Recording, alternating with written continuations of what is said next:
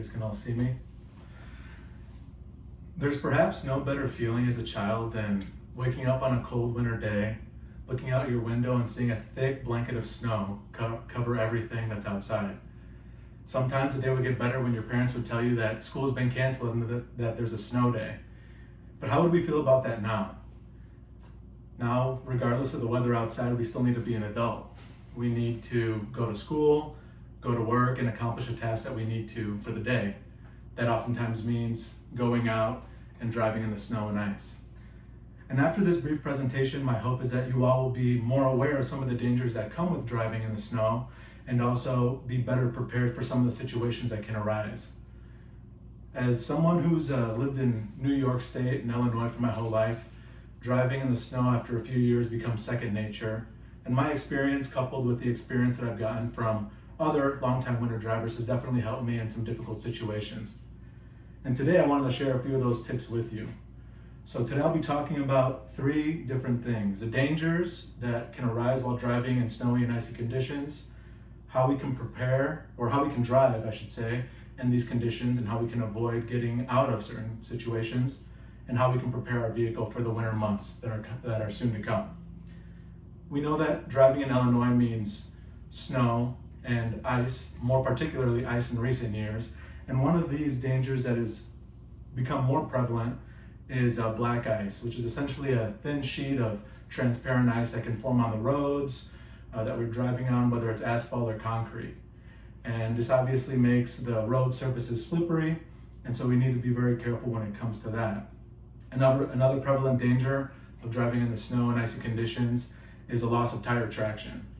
Whether it be ice or compact snow, oftentimes this prevents our treads of our tires from doing their job and creating the friction necessary to do simple things like stop, turn, and accelerate. This obviously can create some dangerous situations while on the road as well. And despite many cars having things like automatic braking systems or traction control, these things do not always keep us from losing control of our vehicle.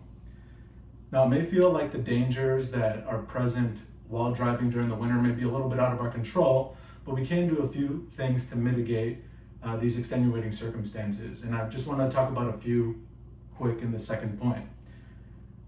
The most important thing is we need to know how to drive in the snow.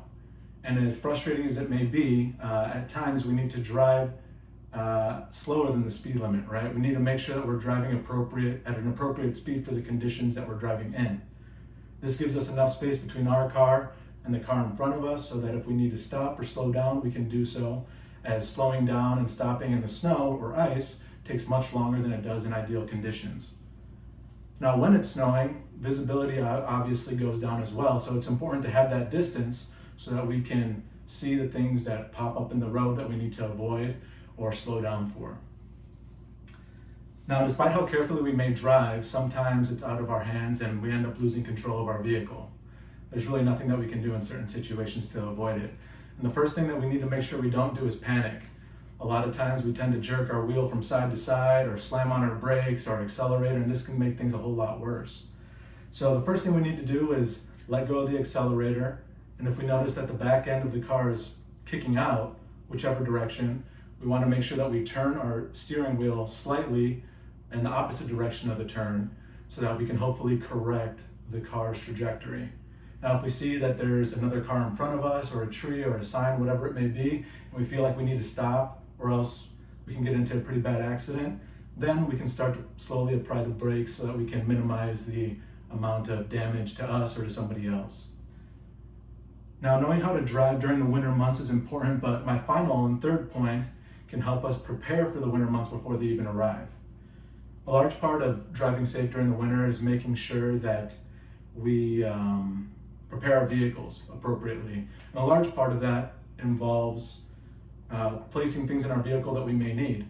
We know that here in Illinois, the temperatures can drop to negative 20, 30, and in these cold temperatures, things tend to break a little bit easier. So it's important for us to have an extra coat, set of gloves, hand warmers, whatever it may be in our car, so that in case we need to step out of our vehicle and repair something, we can remain safe.